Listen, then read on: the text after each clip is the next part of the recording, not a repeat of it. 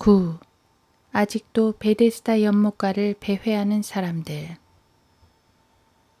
예수님께서 지상에서 사역하실 당시에 예루살렘에 있는 양시장 곁에 히브리어로 자비를 뜻하는 베데스다라고 하는 연못이 있었는데, 그곳은 단순한 연못이 아니라 잠잠하던 연못의 물이 어떤 때에는 천사가 갑자기 물이 움직이게 하는 참으로 신비로운 일이 벌어지는 곳이었다.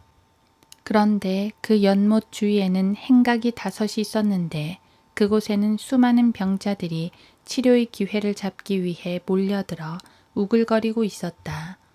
성경에는 5이라는 숫자는 죽음의 수를 의미하는데, 그 5 행각에 질병으로 다 죽어가는 사람들이 살아남기 위해서 기회를 노리고 있었던 것이다. 그 기회라는 것은 연못의 물이 움직일 때 먼저 뛰어드는 사람은 병고침을 받는 기적을 체험하게 되는 것이었다. 그런데 그 물이 움직이는 것은 아무 때나 움직이는 것이 아니라 어떤 때 천사가 못에 내려와 물을 움직였는데, 이것은 참으로 신비한 일이 아닐 수 없었다. 이는 천사가 어떤 때 그 못에 내려와 물을 움직이게 하는데, 물이 움직일 때 먼저 들어간 사람은 어떤 병이 있든지 낫게 됨이라. 요한복음 5장 4절. 그런데 또 이상한 것은 자비를 뜻하는 그 연못에 들어가는 사람은 누구든지 병이 다 낫는 것이 아니라 먼저 들어간 사람만이 치료를 받는 아주 제한적인 자비가 베풀어지고 있었던 것이다. 그곳에 있는 환자들은 소경, 절름발이, 혈기 마른 자들이었는데, 이들은 자신들 스스로 거동하기에 참으로 불편한 사람들이었다. 벙어리나 귀머거리였다면 몸은 마음대로 움직일 수 있으니 물이 움직이는 낌새가 보이면 재빠르게 뛰어들어 갈 텐데, 그러나 행각에 모여있는 사람들은 모두들 하나같이 몸에 기력이 없는 사람들이었고 소경들이었다. 그런데 그들 가운데 한 사람은 무려 38년 동안이나 병을 앓고 있었는데, 그 역시 일말의 희망을 가지고 나와서 그 물이 움직일 때를 지켜보며 기다리고 있었다. 그런데 물이 움직일라 치면 여지없이 자신보다 힘이 있는 사람이 먼저 들어가서 자신에게 도무지 차례가 오지 않는 가운데 절망감만 더해갔다. 그런 그에게 있어서 그 연못은 자비의 연못이 아니라 오히려 원망의 연못이었다. 그런데 어느 날 갑자기 예수님께서 나타나셔서 네가 낫기를 원하느냐고 물으셨다. 그 얼마나 간절히 바라던 소리였던가.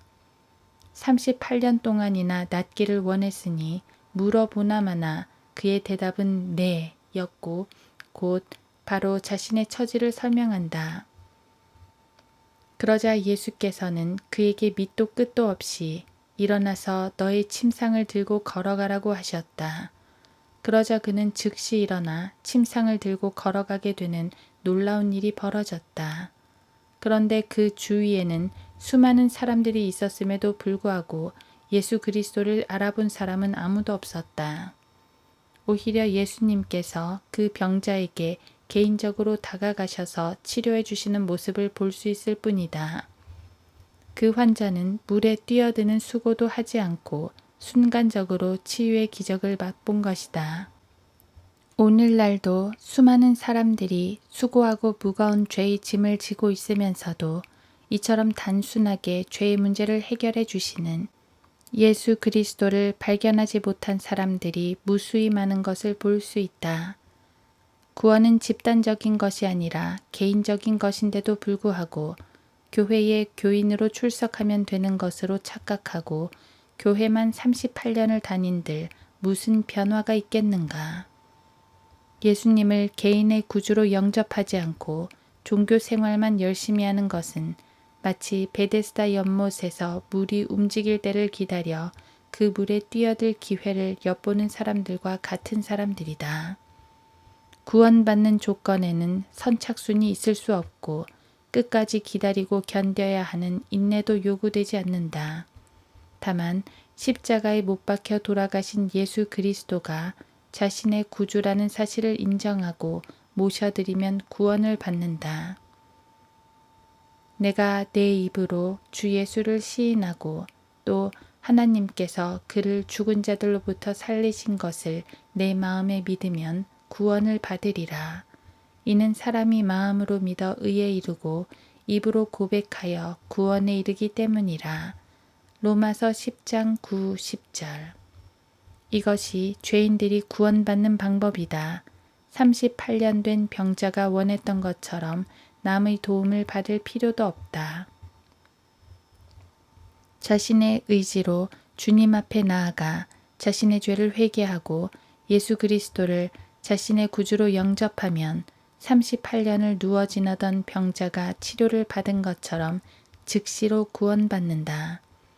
많은 사람들이 베데스다 연못가에 있는 행각에 모여 자신에게 기회가 오기를 기다리는 사람들처럼 구원도 모른 채 교회만 왔다 갔다 한다면 그 사람에게는 구원이 아주 먼 나라의 이야기일 뿐이다.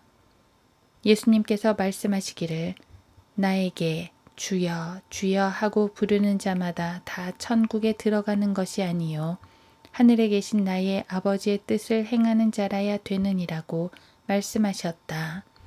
그런데 그들이 항변하는 말은 자신들이 예언하고 마귀들을 쫓아내고 주의 이름으로 경이로운 일들을 행했다고 주장하고 있다. 그날에 많은 사람들이 나에게 주여 주여 우리가 주의 이름으로 예언하지 아니하였으며 주의 이름으로 마귀들을 쫓아내지 아니하였으며 또 주의 이름으로 많은 경이로운 일들을 행하지 아니하였나이까 라고 말하리니 마태복음 7장 22절. 그러나 주님께서는 그들이 행한 일들은 불법이었다고 말씀하셨다. 그때 내가 그들에게 분명히 말하되 나는 너희를 전혀 알지 못하니 너희 불법을 행하는 자들아 내게서 떠나가라고 하리라. 마태복음 7장 23절.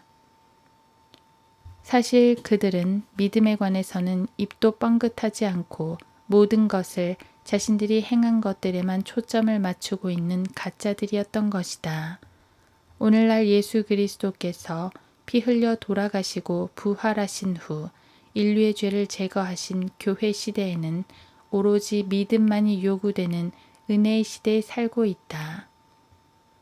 이 은혜의 시대는 믿음으로 말미암아 은혜로 구원받는 시대라는 말이다. 예수께서는 죄인들이 우글거리는 이 세상에 오셔서 네가 구원받기 원하느냐? 라고 물으신다. 그렇다면 죄인의 대답은 곧바로 예라고 대답하면 된다. 이것저것 설명할 필요도 없다. 이것도 하고 저것도 해야만 구원을 받는 것이 아니다. 구원에 관한 한 커트라인이 없다.